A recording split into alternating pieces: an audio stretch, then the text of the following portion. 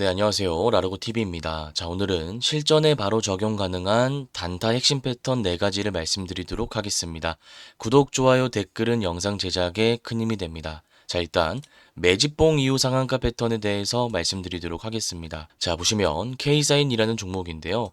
일단 상한가에 갔기 때문에 우리가 일봉 차트를 분석하기 전에 분봉 차트를 먼저 분석해야 된다라고 말씀을 드렸고, 분봉에는 크게 3가지 패턴이 있다라고 강조드렸습니다. 첫 번째는 상한가를 닫고 나서 한 번도 풀리지 않고 잘 유지가 되는 패턴이고요. 두 번째는 상한가를 닫고 나서 풀었다가 바로 닫는 패턴입니다. 2번은 세력들의 물량 테스트 패턴이다라고 말씀을 드렸습니다.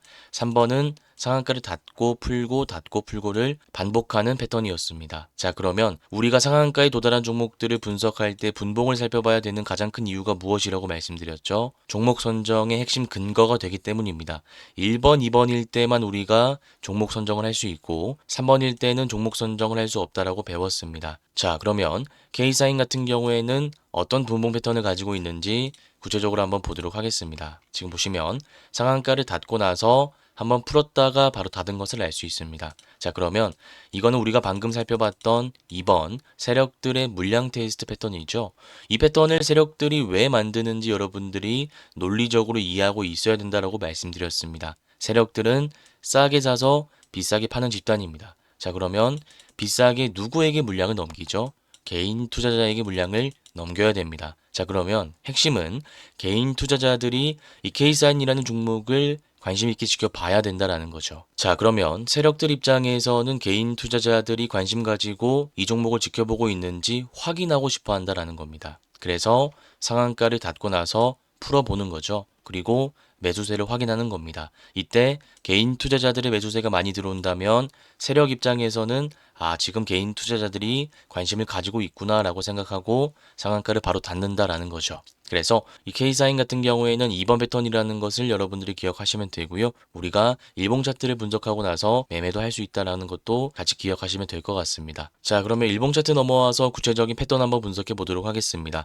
제가 아까 매집봉 이후 상한가 패턴이다라고 말씀을 드렸는데요. 보시면 매집봉이 여기 나와 있는 것을 알 수 있습니다. 그리고 상한가에 갔기 때문에 매집봉 이후의 상한가 패턴이라고 부르는 것인데, 결과론적으로 말씀드리자면 이 패턴이 나왔을 때 다음날 시가 매매 관점에서 짧게 치고 빠질 수 있는 구간이 존재합니다. 자, 그러면 우리가 다음날 타점을 어떻게 잡을 건지 시나리오를 구성해야 되는데, 그 시나리오를 구체적으로 구성하기 위해선 2가지 개념에 대해서 완벽하게 파악을 하고 있어야 됩니다. 첫 번째, 매집봉 이후의 상한가 패턴이니까 매집봉이 무엇인지 우리가 정확하게 알고 있어야겠죠. 방금 상한가가 무엇인지 분봉을 통해서 배워봤으니까 이제는 매집봉의 개념에 대해서 배워볼 차례입니다. 두 번째는 매물대가 무엇인지, 그리고 매물대를 통해서 지금 타점을 어떻게 잡는지, 이런 것들을 우리가 유기적으로 분석하는 훈련을 한번 진행해 볼 겁니다. 일단 1번부터 좀 말씀을 드리도록 하겠습니다. 지금 보시면 윗골이 길게 달린 캔들이 나와 있는 것을 알 수 있습니다. 이 말인즉슨 여기 있던 주가가 여기까지 쭉 올라갔다가 다시 빠졌다라는 거죠. 그러면 세력들은 여기 있던 주가를 여기까지 왜 올렸다가 다시 뺐을까요? 정답은 간단하죠. 앞에 있는 개인 투자자의 물량을 가지고 오기 위해서 주가를 올렸던 겁니다. 그래서 이 캔들이 보인다면 앞으로 여러분들이 세력들이 지금 물량을 매집하고 있구나라고 생각하시면 될 것 같습니다. 자, 그리고 제가 매집봉 이후 상한가 패턴에서 가장 중요하게 봐야 될 매물대라는 개념에 대해서 설명을 드려볼 건데요. 매물대를 우리가 완벽하게 파악하기 위해선 차트를 좁게 보면 안 되고 넓게 봐야 됩니다. 자, 그리고 거래대금이 많이 들어온 구간을 우리가 살펴봐야 되는데요. 여기에 거래대금이 많이 들어온 것을 알 수 있습니다. 지금 차트를 확대해서 보시면 상한가 이후에 장대 음봉이 나온 것을 알 수 있는데, 이것은 매물대가 아닙니다. 매물대라는 것은 말 그대로 개인 투자자가 물려있는 구간이라는 것인데, 이것은 개인 투자자가 물려있는 구간이라고 해석하는 것보다는 세력들이 만든 매집봉 캔들이라고 해석하는 것이 바람직합니다. 자, 그런데 우리 구독자님들께서 이런 질문을 하실 수도 있을 것 같습니다. 아니, 라르고님, 세력들의 매집봉 캔들은 윗골이 길게 달린 이런 캔들이라고 하셨지 않나요? 라고 질문을 하실 수 있다라는 거죠. 제가 지난번에도 말씀드렸지만 세력들이 3가지 방식을 이용해서 매집이 안 될 때 마지막으로 쓰는 공격적인 매집 패턴이 바로 상한가 이후 장대음봉 패턴이다라고 말씀을 드렸습니다. 그래서 이 패턴 자체는 매물대가 아니라 세력들이 만든 매집 캔들이다라고 보는 것이 맞다라는 거죠. 자, 그러면 차트를 전체적으로 한번 다시 분석해 보도록 하겠습니다. 지금 상한가의 분봉 패턴을 분석해 봤을 때는 이번 패턴으로서 매매를 하는데 큰 문제가 없었습니다. 세력들의 물량 테스트 패턴이었고요. 앞에 매집봉이 보였기 때문에 매집봉 이후 상한가 패턴을 적용할 수 있습니다. 그리고 앞에 매물대 구간을 중요하게 살펴봐야 된다라고 배웠는데 지금 보시면 매물대가 안 보이고 공격적인 매직 캔들이 보이기 때문에 우리가 다음날 시가갭이 낮게 뜬다면 충분히 짧게 치고 빠질 수 있는 구간이 존재한다라는 것입니다. 네, 그래서 상한가 이후에 매집봉 패턴을 적용할 때는 무조건 그냥 시가 매매에 들어가면 되는구나 하고 생각하지 마시고요. 매물대와 거래 대금, 매집봉과 분봉 패턴을 어떻게 해석하는지 그 메커니즘을 정확하게 이해하시고 공식을 적용하시길 바라겠습니다. 자, 그 다음 파루라는 종목 살펴보도록 하겠습니다. 우리가 방금 살펴본 K사인과 마찬가지로 상한가에 도달한 종목이라는 것을 알 수 있습니다. 그러면 분봉을 보면서 구체적인 패턴을 한번 살펴보도록 하겠습니다. 지금 보시면 아까 K사인과는 다르게 2번 패턴이 아니라 1번 패턴이라는 것을 알 수 있습니다. 1번 패턴은 무엇이었죠? 상한가를 닫고 나서 한 번도 풀리지 않는 패턴이었습니다. 그러면 1번, 2번 모두 우리가 종목 선정을 할 수 있다라고 배웠죠. 그러면 1번으로 넘어와서 구체적인 차트 분석 진행해 보도록 하겠습니다. 지금 보시면 상한가가 연속적으로 나오고 나서 점상 이후에 장대 음봉이 나온 것을 알 수 있습니다. 보통 점상 패턴은 제가 두 가지로 나뉜다라고 말씀을 드렸는데 첫 번째는 바닥일 때와 두 번째는 고가권에서 나올 때입니다. 보통 고가권에서 점상이 나온다면 차익 물량으로 인해서 장대 음봉이 나올 확률이 높다라고 말씀드렸는데 지금 차트 보시면 고가권에서 점상이 나온 것을 알 수 있습니다. 그래서 지금의 장대 음봉 캔들이 나왔다라고 해석하시면 됩니다. 자, 그런데 지금 거래 대금을 분석해 보자면 약 300억밖에 안 들어왔다라는 것을 알 수 있습니다. 그러면 세력들이 아직 이탈하지 않았다라는 겁니다.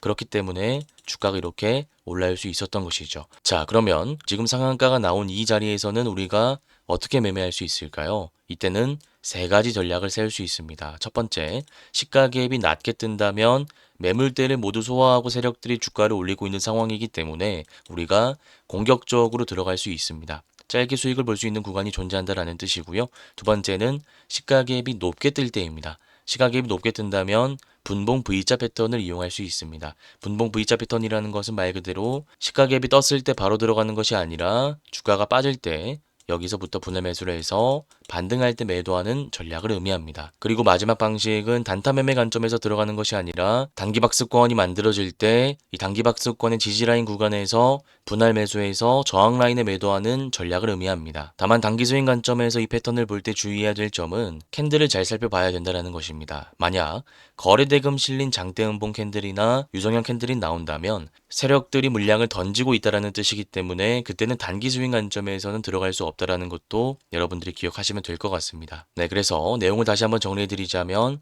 상한가에 갔기 때문에 우리가 분봉 패턴을 살펴봤습니다. 이때는 1번이었기 때문에 우리가 매매를 할 수 있었습니다. 그리고 점상 패턴 두 가지를 본 다음에 거래대금까지 살펴봤습니다.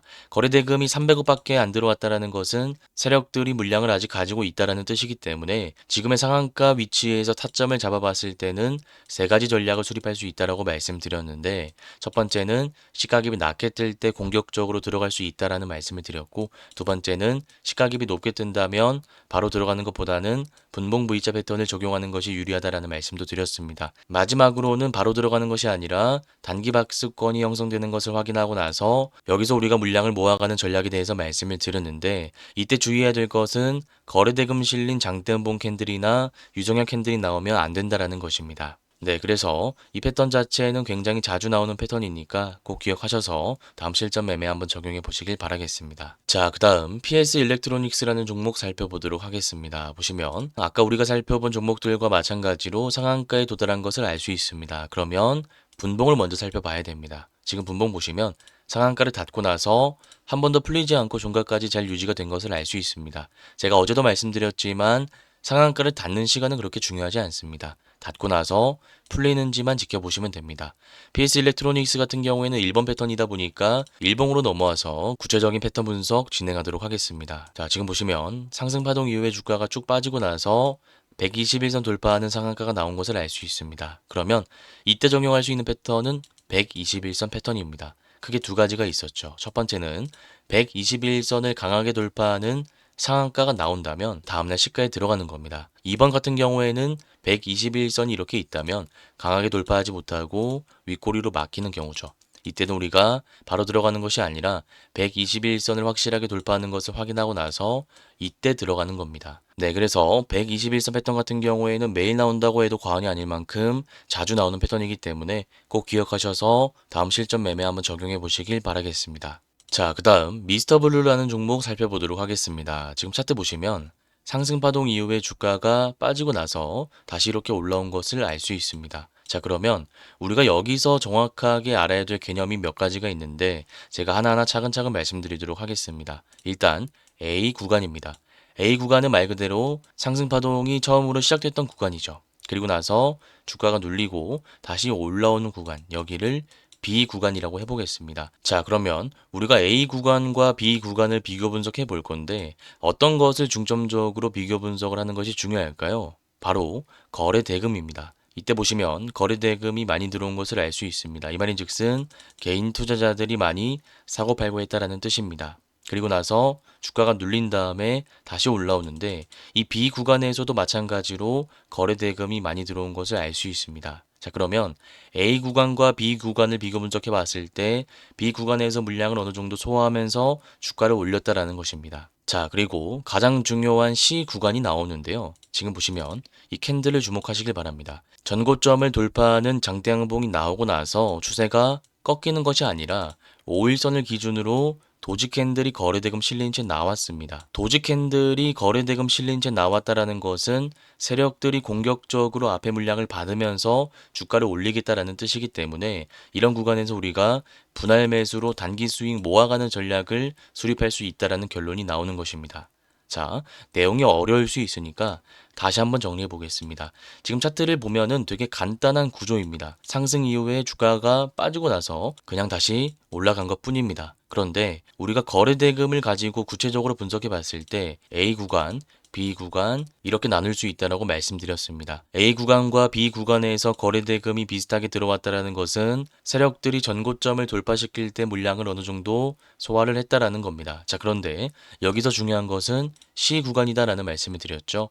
주가가 빠지지 않고 오히려 도지 캔들로 기준봉의 종가 라인을 지켜줬다라는 겁니다. 그리고 거래 대금도 많이 들어온 것을 알 수 있죠. 이 말인즉슨 세력들이 공격적으로 주가를 올리겠다라는 뜻이기 때문에 결과론적으로 말씀드리자면 기준봉의 종가 라인과 5일선, 11선을 기준으로 단기 스윙 분할 매수 전략을 수립할 수 있다라는 겁니다. 네, 그래서 제가 말씀드린 4가지 단타 핵심 패턴들을 외우고 실전 매매에 적용하신다면 바로 좋은 결과가 나올 수 있으니 꼭 여러 번 반복하시고 한번 적용해 보시길 바라겠습니다. 혹시나 오늘 강의를 들었는데도 잘 이해가 안 가시고 어려우신 분들은 제가 직접 운영하고 있는 무료 공부방에 들어오시길 바라겠습니다. 이 공부방에서는 제가 매일 아침 공략할 만한 공략주를 추려서 말씀드리고 있고요. 이 공략주에 대한 구체적인 차트 분석 자료까지 제공해 드리고 있습니다.